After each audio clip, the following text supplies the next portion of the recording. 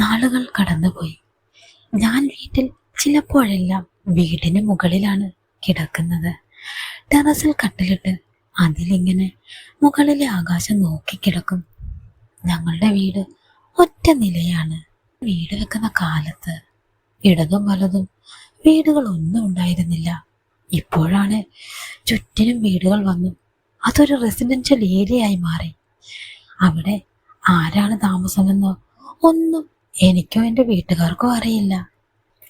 അവരാരും നടന്ന് പുറത്തേക്ക് പോകുന്നതോ മീൻ വാങ്ങുന്നതോ ഒന്നും കണ്ടിട്ടില്ല. എല്ലാം അപരിചിതരായിരുന്നു. ഞാൻ ലീവിന് വീട്ടിൽ വരുമ്പോഴുള്ള കുറച്ച് ദിവസങ്ങളിൽ അവരെ നോക്കാനോ പരിചയപ്പെടാനോ ഒന്നും സമയം കിട്ടിയിട്ടുമില്ല. രാത്രി 11 മണിയായി. കാറ്റ് വീശാതെ ഉറക്കം വരാതായി. ഫോൺ കയ്യിലെടുത്ത് ഏതെങ്കിലും വീഡിയോ കണ്ട് ഒന്ന് കുസൃതി ഒപ്പിച്ചിട്ട് കിടക്കാമെന്ന് ഞാൻ വിചാരിച്ചു. മുകളിലേക്ക് ആരെങ്കിലും കയറി വന്നാൽ സ്റ്റെപ്പിൽ ചവിട്ടുന്ന ശബ്ദം കേൾക്കാമെന്ന് ഉറപ്പുള്ളത് കൊണ്ട് ഞാൻ എൻ്റെ ജൂനിയറിനെ പുറത്തെടുത്ത് ആ നിലാ വെളിച്ചത്തിൽ പതുക്കെ തലോടാൻ തുടങ്ങി. മുമ്പൊരിക്കൽ മഴയുള്ളപ്പോൾ പാടത്ത് വെച്ച് ഓപ്പണായി ഒരു കുസൃതി ഒപ്പിച്ചത് ഓർത്തപ്പോഴാണ് ഇപ്പോൾ ഇങ്ങനെ ചെയ്യാൻ തോന്നിയത്. വീഡിയോ ഒക്കെ കണ്ട് സന്തോഷത്തിന്റെ പാരമ്യതയിൽ എത്തിയപ്പോഴാണ് ഞാൻ കിടക്കുന്ന കട്ടിലിനടിയിലേക്ക് ഒരു സ്ലൈഡ് വന്ന് വീണത്. ഞാൻ പേടിച്ച് വേഗം ചാടി എഴുന്നേറ്റു. നോക്കിയപ്പോൾ അപ്പുറത്തെ വീടിന്റെ ബാൽക്കണിയിൽ ഒരു സ്ത്രീ നൈറ്റിയിട്ട് എന്നെ കണ്ണുരുട്ടി നോക്കി നിൽക്കുന്നു. അവരുടെ കയ്യിൽ ഒരു പുസ്തകം ഉണ്ടായിരുന്നു. ഞാൻ കൈകൊണ്ട് സോറി എന്ന് പറഞ്ഞു. അവർ എൻ്റെ വീട്ടുകാരോട് പറയുമെന്നെല്ലാം ആക്ഷൻ കാണിച്ചു. പിന്നെ കൈകൊണ്ട് വട്ടത്തിൽ മറ്റെന്തൊക്കെയോ ആക്ഷൻ കാണിച്ചു. എനിക്ക് മനസ്സിലാവാത്തത് കൊണ്ട് ഞാൻ അവരുടെ ഫോൺ നമ്പർ ചോദിച്ചു. കുറച്ചു നേരം ദേഷ്യത്തിൽ നോക്കി നിന്ന ശേഷം അവർ കൈവിരൽ കൊണ്ട് നമ്പർ കാണിച്ചു. ഞാൻ ഫോൺ എടുത്ത് നമ്പറിൽ വാട്സാപ്പ് ഉണ്ടോ എന്ന് നോക്കി. അതിൽ ടെക്സ്റ്റായി മെസ്സേജ് അയച്ചു. Sorry sorry sorry sorry really sorry. ഒരു കയ്യബദ്ധം. ഡാ, നിനക്ക് ചുറ്റും എത്ര വീട്ടുകാരുണ്ട്? അത് നോക്കാതെ എന്ത് പണിയാണ് നീ ചെയ്യുന്നത്? നേരത്തും കാലത്തും കെട്ടിക്കാത്തതിന്റെ കുഴപ്പമാണിതൊക്കെ. സോറി, ഞാൻ പറഞ്ഞില്ലേ. എനിക്കപ്പോൾ അങ്ങനെയൊന്ന് ചെയ്യാൻ തോന്നിയതുകൊണ്ട് ചെയ്തതാ. സത്യം, ഇനി ഞാൻ ഇവിടെ ചെയ്യില്ല. നീ എന്തിനാ എന്നെ വിളിച്ച് സത്യം ചെയ്യുന്നേ? അതൊക്കെ നിന്റെ ഇഷ്ടം. ഈ ഒരു പ്രാവശ്യത്തേക്കിന് എന്നോട് ക്ഷമിക്ക്. ശരി, ഇനി നിന്നെ ഇങ്ങനെ ഇവിടെ കാണരുത്. പോയി കിടന്നുറങ്ങിക്കോ. Thank you, good night. അവർ എന്നെ നോക്കി അകത്തേക്ക് കയറിപ്പോയി. ഒന്നും പറഞ്ഞില്ല. അവർ പോയി കഴിഞ്ഞപ്പോൾ ഞാൻ പുതപ്പെടുത്ത് തലയിലൂടെ മൂടി. ഫോൺ എടുത്ത് വാട്സാപ്പ് ഓപ്പൺ ആക്കി. ആ മെസ്സേജ് അയച്ചവരുടെ ഫോട്ടോ നോക്കി. പേര് സുചിത്ര എന്നാണ്. അവർ ഒരു സാരി എടുത്ത് നിൽക്കുന്ന ഫോട്ടോയാണ് DP ഇട്ടേക്കുന്നത്. ഞാൻ ആ ഫോട്ടോ നോക്കിയപ്പോൾ ഉറങ്ങിപ്പോയ എൻ്റെ ജൂനിയർ പതുക്കെ എഴുന്നേക്കാൻ തുടങ്ങി. ഒരു 32-35 വയസ്സ് പ്രായം തോന്നിക്കും. അവളുടെ വിടർന്ന കണ്ണുകളും തടിച്ച ചുണ്ടുകളും നോക്കി ഞാൻ എൻ്റെ ജൂനിയറിനെ വീണ്ടും താലോലിക്കാൻ തുടങ്ങി. അവസാനം ഞാൻ പുതപ്പ് മാറ്റി അങ്ങോട്ട് നോക്കി. അപ്പോൾ അവിടെ ആരെയും കണ്ടില്ല. രാവിലെ ഞാൻ തിരികെ ഓഫീസിലേക്ക് പോന്നു. പിന്നീട് അതേക്കുറിച്ച് ഓർത്തതേയില്ല. ഒരാഴ്ച കഴിഞ്ഞ് വെള്ളിയാഴ്ച തിരികെ ഞാൻ വീട്ടിലേക്ക് വന്നു. 2-ാം ശനി ഞങ്ങളുടെ ഓഫീസിന് അവധിയാണ്. 2 ദിവസം വീട്ടിൽ നിൽക്കാമെന്ന് കരുതി നേരത്തെ തന്നെ വീട്ടിലെത്തി. രാത്രി ഭക്ഷണം കഴിച്ചു കിടക്കാനായി ടെറസിലേക്ക് പോയി. എങ്ങാനും അവരെ കണ്ടാലോ എന്ന് കരുതി. അവരുടെ വീട്ടിൽ നിന്ന് വെളിച്ചവും അനക്കവും ഇല്ലാത്തത് കൊണ്ട് ഞാനൊരു സിനിമ കണ്ട് കട്ടിലിൽ കിടന്നു. അപ്പോഴാണ് എൻ്റെ ഫോണിലേക്ക് ഒരു മെസ്സേജ് വന്നത്. എന്നെ പേടിച്ചിട്ടാണോ മുകളിൽ കിടക്കാതായത്? ഹായ് സുജി. എൻ്റെ പേരറിയോ നിനക്ക്? വാട്സാപ്പിൽ കണ്ടതാണ്.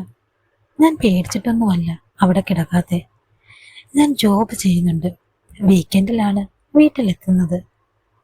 ഓഹോ, എന്താ ചെയ്യുന്നേ? ഞാനൊരു IT കമ്പനിയിൽ പ്രോഗ്രാമറായി വർക്ക് ചെയ്യുന്നു. നിങ്ങളോ? ഞാൻ ഇപ്പോൾ കണ്ടില്ലേ ഈ വീട്ടിലിരിക്കുന്നു. ഓ, തമാശ. ഉഹും. ഹസ് എന്ത് ചെയ്യുന്നു? ആൾക്ക് ബിസിനസ്സാണ്. മറ്റന്നാൾ വരും. ശരി, ഗുഡ് നൈറ്റ്. ഏയ്, ഇന്ന് കലാപരിപാടികളില്ലേ? ഓഹോ, എന്നെ കളിയാക്കുന്നതാണല്ലേ. കല്യാണം കഴിയാത്തവർക്ക് ഇതൊക്കെയല്ലേ ഉള്ളൂ ഒരു ചെറിയ സന്തോഷം. ഉം, കല്യാണം ഉവ്വ കഴിക്കാതിരിക്കുന്നതാണ് മോനെ നല്ലത്. അവരുടെ ആ സംസാരം പാതി വഴിയിൽ നിർത്തി. പിന്നീട് റിപ്ലൈ വന്നില്ല. പതിവ് പോലെ തിങ്കളാഴ്ച രാവിലെ എറണാകുളത്തേക്ക് ഞാൻ പോയി. ആ വീക്കെൻഡ് നാട്ടിൽ വരാൻ കഴിഞ്ഞില്ല. രാത്രിയായപ്പോൾ സുചിത്രയുടെ മെസ്സേജ് വന്നു. എന്താ, മുകളിൽ കിടക്കുന്നില്ലേ? ഹായ് സുജി, ഞാൻ നാട്ടിൽ വന്നിട്ടില്ലടോ. ഒരു പാർട്ടിയുണ്ട്, ഫ്രണ്ടിന്റെ കല്യാണത്തിന്റെ. താൻ കെട്ടാൻ നോക്കണില്ലേ? കെട്ടണമെന്ന് ആഗ്രഹമുണ്ട്, പക്ഷെ കിട്ടണ്ടേ. ഓ, അങ്ങനെയാണ്. എങ്ങനത്തെ പെൺകുട്ടിയെ വേണമെന്ന് പറ, ഞാൻ വേണമെങ്കിൽ നോക്കാം. നിങ്ങളൊരു വല്ലാത്ത നാട്ടുകാരിയാണ് കേട്ടോ. വീട്ടിൽ ആരോട് സംസാരിക്കില്ല. ഞങ്ങളിവിടെ കുറച്ചുപേര് ജീവിക്കുന്നുണ്ടെന്ന് പോലും അറിയാത്തവരാണ് നിങ്ങൾ. എന്നിട്ടും എന്റെ കല്യാണം ആലോചിക്കാൻ നടക്കുന്നു. കുറച്ചു നേരത്തേക്ക് അവരുടെ റിപ്ലൈ വന്നില്ല. അങ്ങനെ പറഞ്ഞെങ്കിലും പിന്നെ പറയരുതായിരുന്നു എന്ന് എനിക്ക് തോന്നിപ്പോയി. ഞാൻ തന്നെ ഒരു ക്ഷമ ചോദിച്ച് പ്രശ്നം തീർക്കാമെന്ന് കരുതി. സുചിത്ര, സോറി, ഞാൻ ചുമ്മാ പറഞ്ഞതാണ്. എനിക്കറിഞ്ഞുകൂടെ ചുമ്മാതാണോ അല്ലയോ എന്ന്. പറഞ്ഞതിൽ കാര്യമുള്ളതാണ്. എനിക്കറിയാടോ, ഇവിടെ ചേട്ടന് നിങ്ങളോടൊന്നും സംസാരിക്കുന്നത് ഇഷ്ടമല്ല. എൻ്റെ വീട്ടിൽ ഞാനിങ്ങനെയൊന്നും അല്ല കേട്ടോ. അച്ഛൻ അമ്പല കമ്മിറ്റിയിലുള്ളതാണ്. ഇവിടെ എത്തിയപ്പോൾ ഇത് എങ്ങനെയായി. ആ, കുഴപ്പമില്ല, ഞാൻ പറഞ്ഞെന്ന് മാത്രം. അല്ല, താൻ പറഞ്ഞില്ലല്ലോ തനിക്ക് എങ്ങനത്തെ പെൺകുട്ടിയെ വേണമെന്ന്. എടോ, തനിക്ക് കല്യാണം കഴിയാത്ത ചേച്ചിയോ അനിയത്തിയോ ആരെങ്കിലും ഉണ്ടോ? ഇല്ല. എന്തേ? അല്ല, എനിക്ക് തന്നെ പോലത്തെ ഒരു പെൺകുട്ടിയെ മതി. നല്ല കണ്ണുകളുള്ള, നല്ല ചിരിയുള്ള, നല്ല ചുണ്ടുകളുള്ള. തൻ്റെ ഹോസ് ലക്കിയാണ്. തന്നെ പോലൊരു പെൺകുട്ടിയെ ഭാര്യയായി കിട്ടിയില്ലേ? ബെസ്റ്റ്. താൻ എന്തറിഞ്ഞിട്ട് പറയുകയാണ്? ഒരു സ്വർണ്ണക്കൂട്ടിലെ തത്തമ്മയെക്കുറിച്ച് കേട്ടിട്ടില്ലേ? അതാണോ ഞാൻ? സോറി, അത് വിട്, പിന്നെ കാണാം. ഇറങ്ങാൻ സമയമായി. എൻ്റെ ഫ്രണ്ട്സൊക്കെ വന്നു. Okay, bye. ആ സംസാരം നിവർത്തിയില്ലാതെ അങ്ങനെ നിർത്തേണ്ടി വന്നു. എടാ, ഹസ്സൻ്റെ വാട്സാപ്പ് നോക്കുമ്പോൾ ഞാൻ ഓൺലൈനിൽ കാണും. നീ നിന്റെ ഇൻസ്റ്റാഗ്രാം ഇതായോ? ഞാൻ അവിടെ മെസ്സേജ് അയക്കാം. രതി ദേവി എന്നാണ് എൻ്റെ ഇൻസ്റ്റ ID. അയ്യോ, നിന്റെ പേര് സുചിത്ര എന്നല്ലേ? പിന്നെന്താ ഇങ്ങനെ ഒരു പേര്? നിനക്ക് പേര് ഇഷ്ടപ്പെട്ടോ? നല്ല പേര്.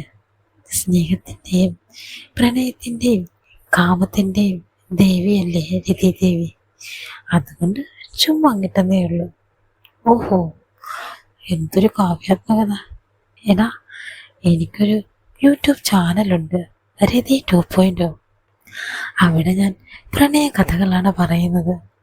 നീ സമയം കിട്ടുവാണെങ്കിൽ ഒന്ന് കേട്ട് നോക്കിയിട്ട് അഭിപ്രായം പറയടാ. അതിനെന്താ, തീർച്ചയായിട്ടും ഞാൻ പറയാം. നീ അതിൻ്റെ ലിങ്കിന് തന്നെ. ലിങ്ക് ഒന്നുമില്ലടാ. നീ യൂട്യൂബ് കയറി രതി 2.0 എന്ന് സെർച്ച് ചെയ്താൽ മതി. ഓക്കെ, അങ്ങനെയാകട്ടെ. ചാനലിൽ കയറി സ്റ്റോറി കേട്ടിട്ട് ഇഷ്ടപ്പെട്ട എൻ്റെ ചാനൽ സബ്സ്ക്രൈബ് ചെയ്ത് എന്നെ സപ്പോർട്ട് ചെയ്യാൻ മടിക്കണ്ട കേട്ടോ. ഓക്കെ ഓക്കെ, എൻ്റെ എല്ലാ സപ്പോർട്ടും നിനക്ക് കാണും. പിന്നെ എടാ, ഞാൻ നിന്നോടൊരു കാര്യം ചോദിക്കട്ടെ? എന്താ? എടാ, നിനക്ക് ഗേൾ ഫ്രണ്ട്സ് വല്ലതും ഉണ്ടോ? അതോ നീ ഇപ്പോഴും സിംഗിളാണോ? എൻ്റെ പൊന്നു സൂചി, ഇതിനൊക്കെ ആരാ സന്തോഷം ആഗ്രഹിക്കാത്തത്? പക്ഷേ കിട്ടണ്ടേ, ലൈൻ സെറ്റാവണ്ടേ. കൂടെ വർക്ക് ചെയ്യുന്നവരെല്ലാം കമ്മിറ്റഡാണ്. ഇനി അഥവാ പുറത്തു പോയാലോ? എനിക്ക് എൻ്റെതായ ചില ആഗ്രഹങ്ങളൊക്കെ ഉണ്ട്. അത് ഫുൾ ഫിനിഷ് ആക്കാൻ അവരെ കൊണ്ട് പറ്റില്ല. അവരോട് എനിക്കും അങ്ങനെ ചെയ്യാൻ പറ്റില്ല. ഓഹോ, എന്തൊക്കെയാണ് തൻ്റെ ആഗ്രഹങ്ങൾ? അതൊക്കെ ഞാൻ വഴിയേ പറയാം. ശരി, എങ്കിൽ ഞാൻ സ്റ്റോറി കേട്ടിട്ട് അഭിപ്രായം പറയാം കേട്ടോ. ഓ, അങ്ങനെ ആയിക്കോട്ടെ. ഞങ്ങൾ അങ്ങനെ ആ സംസാരം അവിടെ നിർത്തി. മനസ്സു മുഴുവൻ അവളുടെ ചുണ്ടുകളും കണ്ണുമായിരുന്നു. അവളുടെ ഒരു ഫോട്ടോസിലൊന്നും അവളുടെ ഫുൾ സൈസ് ഫോട്ടോ കാണാത്തത് കൊണ്ട് വളരെ ആകാംക്ഷയായിരുന്നു അവളെ കാണാൻ എനിക്ക്. വ്യാഴാഴ്ച രാത്രി അവളുടെ മെസ്സേജ് വന്നു. Hi hi Suji. സുജി, ഞാൻ സ്റ്റോറി കേട്ടോ. നന്നായിട്ടുണ്ട്. നിനക്ക് എങ്ങനെ ഫീൽ ചെയ്തു? കേട്ടില്ല, നന്നായിട്ട് പറഞ്ഞിട്ടുണ്ട്. Thank you. ഞാനൊരു കാര്യം ചോദിക്കട്ടെ? എന്താ? എടാ, ഈ ഫീലിങ്സ് വരുമ്പോൾ അത് ഹൈഡ് ചെയ്യരുതെന്നില്ലേ? അതെ. നിന്നെപ്പോലെ ഒരു ഗുഡ് ലുക്കിംഗ് ഗൈ, എന്നെപ്പോലെ ഒരു പെണ്ണും ഒരുമിച്ചിരുന്ന് ആകാശം കണ്ടാൽ എങ്ങനെയിരിക്കും? ഇന്നലെ രാത്രി കൂടി ഞാനത് ഓർത്ത് കിടന്നതേയുള്ളൂ. അമ്പട കള്ള, ഞാൻ ചോദിച്ചത് വേറെ ഒന്നും കണ്ടല്ല. എനിക്കുണ്ടൊരു ലൈഫ്. ഞാൻ ഈ നിമിഷം വരെ സുഖം എന്താണെന്ന് അറിഞ്ഞിട്ടില്ലടാ. അതുകൊണ്ട് നമ്മൾ എന്താണെന്നറിഞ്ഞ് ഒരാൾക്ക് എല്ലാം നൽകാൻ കഴിഞ്ഞാൽ അതൊരു സന്തോഷമായിരിക്കില്ലേ? ഞാൻ മുൻകൈ എടുത്ത് ചോദിച്ചത് വേറെ ഒന്നും കൊണ്ടുമല്ല. ഇത്രയും അടുപ്പമായ സ്ഥിതിക്ക് ഞാൻ നീയുമായി എല്ലാത്തിനും മെന്റലി തയ്യാറായി നിൽക്കുമ്പോൾ നീയെങ്ങാനും വേറെ ഒരാളുമായി കമ്മിറ്റഡ് ആണെന്ന് കേട്ടാ ഞാൻ ആകെ തകർന്നു പോകും. അതെന്തായാലും നന്നായിടോ. ഇനി എപ്പോഴാണ് ആകാശം കാണണ്ടേ? നീ നാട്ടിൽ വരുമ്പോൾ പറ. മോള് അമ്മയുടെ കൂടെയാണ് കിടക്കുന്നത്. നിന്റെ വീടിൻ്റെയും എൻ്റെ വീടിൻ്റെയും സൺഷെയ്ഡ് അടുത്തായതുകൊണ്ട് നിനക്ക് സിമ്പിളായി 2ാം നിലയുടെ ബാക്ക് ഡോറിലേക്ക് വരാൻ കഴിയും. മോള് അമ്മയുടെ കൂടെ താഴെയാണ് കിടക്കുന്നത്. അവൾ എൻ്റെ മുറിയിലേക്ക് അങ്ങനെ വരാറേ ഇല്ല. പിന്നെ ഹസ് അടുത്ത ആഴ്ചയെ വരൂ. ആള് തായ്ലൻഡിലാണ്. ഓഹോ ഓഹോ. സുജി, ഞാനൊരു കാര്യം ചോദിക്കട്ടേടാ? എന്താ? ചോദിച്ചോ. നിനക്ക് കുറ്റബോധം ഉണ്ടാവോ ഞാനുമായി എല്ലാം നടന്നു കഴിഞ്ഞാൽ? ഇല്ല. എടാ, ഞാനും എൻ്റെ ഹസ്ബൻഡും അങ്ങനെയൊക്കെ കഴിഞ്ഞിട്ട് 3-4 വർഷം കഴിഞ്ഞു കാണും. നീ പേടിക്കണ്ട. നിന്നെ ഞാൻ ടെൻഷനാക്കില്ല ഒരിക്കലും. ആ രാത്രി ഞാൻ കുൽസിത പ്രവൃത്തികൾക്കൊന്നും മെനക്കെട്ടില്ല. പക്ഷേ എൻ്റെ ജൂനിയർ ആണെങ്കിൽ നല്ല ഫോമിലുമായിരുന്നു. ഇനിയും കാണാത്ത അവളെയും അവളുടെ മാസ്മരിക സൗന്ദര്യത്തെയും എൻ്റെ മനസ്സിൽ ഇങ്ങനെ ഓർത്ത് ഞാൻ കിടന്നു. വെള്ളിയാഴ്ച വീട്ടിലേക്ക് വന്നു. നേരത്തെ ഭക്ഷണം കഴിഞ്ഞു ഞാൻ മുകളിലേക്ക് പോയി. അമ്മയോട് പറഞ്ഞു ചിലപ്പോൾ ഫ്രണ്ട്സിൻ്റെ കൂടെ സിനിമയ്ക്ക് പോകുമെന്ന്. ഞാൻ സുചിത്രയ്ക്ക് മെസ്സേജ് അയച്ചു. 10 മണിയായിട്ടും അവളുടെ റിപ്ലൈ കാണാനില്ല. ഞാനൊരു കാവ്യമുണ്ടും ടീഷർട്ടും ഇട്ട് അവളെയും കാത്തിരുന്നു. 11 മണി കഴിഞ്ഞപ്പോൾ അവളുടെ മുറിയിൽ വെളിച്ചം തെളിഞ്ഞു. പെട്ടെന്ന് തന്നെ ലൈറ്റ് ഓഫ് ആവുകയും എനിക്ക് അവളുടെ മെസ്സേജ് വരികയും ചെയ്തു. സോറി, മോൾ ഉറങ്ങാൻ നേരം വൈകി. ഇപ്പം അതൊക്കെ ആരെങ്കിലും കാണുന്നുണ്ടോ എന്ന് നോക്കിയിട്ട് നേരെ എൻ്റെ വീടിൻ്റെ ടെറസിന് മുകളിലേക്ക് വാ, ഞാൻ അങ്ങോട്ട് വരാം. അവൾ പറഞ്ഞത് പ്രകാരം ഞാൻ തീരെ അനക്കം ഉണ്ടാക്കാതെ ടെറസിലെത്തി. എൻ്റെ വീടിൻ്റെ സൺഷെയ്ഡിൽ നിന്നും ചാടി അവളുടെ വീടിൻ്റെ സൺഷെയ്ഡ് വഴി ടെറസിലെത്തി. കുറച്ച് ബുദ്ധിമുട്ടിയത് കാരണം ഞാൻ കിതയ്ക്കാൻ തുടങ്ങിയിരുന്നു. പക്ഷേ നല്ല കാറ്റ് വീശുന്നത് കൊണ്ട് അധികം വിയർത്തില്ല. കുറച്ചു നേരം കഴിഞ്ഞപ്പോൾ പതിയെയുള്ള കാലച്ച കേട്ട് ഞാൻ തിരിഞ്ഞു നോക്കി. അപ്പോൾ സുചിത്ര ഒരു വെള്ള ബ്ലൗസിലും മഞ്ഞ പ്ലെയിൻ സാരിയും ധരിച്ച് വരുന്നു. സാരി വളരെ നേർത്തതും ഒറ്റ ലെയറിലുമായിരുന്നു. അതിനാൽ അവളുടെ ശരീരത്തിൻ്റെ ഓരോ വളവും വളരെ മൃദുവായി തെളിഞ്ഞു കാണാമായിരുന്നു. അവളുടെ ഡയമണ്ട് ഡീപ്പ് നെക്കുള്ള ബ്ലൗസിനുള്ളിൽ അവളുടെ ആ മുന്നഴക് തള്ളി നിന്നു. സാരിയും ബ്ലൗസും തമ്മിൽ പിൻ ചെയ്യാത്തത് കൊണ്ട് സാരി അല്പം ഊർന്നു വീഴുമ്പോൾ അവളുടെ ആ മുന്നഴക് കൂടുതൽ വ്യക്തമായി കാണാമായിരുന്നു. എന്റെ വലതുഭാഗത്തായി അടുത്തു വന്നു നിന്നു. തോളിൽ നിന്ന് വീഴാൻ തുടങ്ങിയ സാരി അവൾ മെല്ലെ കയറ്റി വെച്ചു. ആ സമയത്ത് സൈഡിൽ നിന്നുള്ള അവളുടെ വടിവഴക് വ്യക്തമായി കാണാൻ കഴിഞ്ഞു. അവളൊരു സൗന്ദര്യധാമത്തെ പോലെ തോന്നിച്ചു. കറുത്ത നീളമുള്ള മുടി അഴിച്ചിട്ട് അവൾ ഒരു വശത്തേക്ക് ഒതുക്കി വെച്ചിരുന്നു. അതവളുടെ സൗന്ദര്യത്തിന് പത്തര മാറ്റുകൂട്ടി. അവളുടെ ശരീരത്തിൽ നിന്ന് ലഘുവായ പെർഫ്യൂമിൻ്റെയും മണം പതിയെ പറന്ന് അവളുടെ മുഖത്ത് നാണം വന്നു. കണ്ണുകൾ അല്പം താഴ്ത്തി അവൾ എന്നെ നോക്കി. ആ നാണത്തോടെയുള്ള ചിരി കണ്ട് ഞാൻ മെല്ലെ ചിരിച്ചിട്ട് അവളോട് പറഞ്ഞു, സാരിയിൽ താൻ ഒരുപാട് സുന്ദരിയാണ് കേട്ടോ. ശരിക്കും? എങ്കിൽ നമുക്ക് മുറിയിലേക്ക് പോകാം. പോകാം. ഇനി അവരുടെ മുറിയിൽ എന്താണ് സംഭവിക്കുന്നതെന്നറിയാൻ നിങ്ങൾക്ക് ആഗ്രഹമില്ലേ? എങ്കിൽ വേഗം എൻ്റെ ടെലിഗ്രാം ചാനലിൽ വന്ന് അഡ്മിന് മെസ്സേജ് അയച്ചോളൂ. അവിടെ നിങ്ങൾക്ക് ഇതിൻ്റെ അൺകട്ട് വേർഷൻ കേൾക്കാൻ പറ്റും. എല്ലാവരും എൻ്റെ യൂട്യൂബ് ചാനൽ സബ്സ്ക്രൈബ് ചെയ്യണം. സ്റ്റോറി ലൈക്ക് ചെയ്യുകയും കമൻറ്റ് ചെയ്യുകയും ഷെയർ ചെയ്യുകയും ചെയ്യണം കേട്ടോ. മറ്റൊരു സ്റ്റോറിയുമായി വീണ്ടും കാണാം. അതുവരെ ടാറ്റാ ബൈ.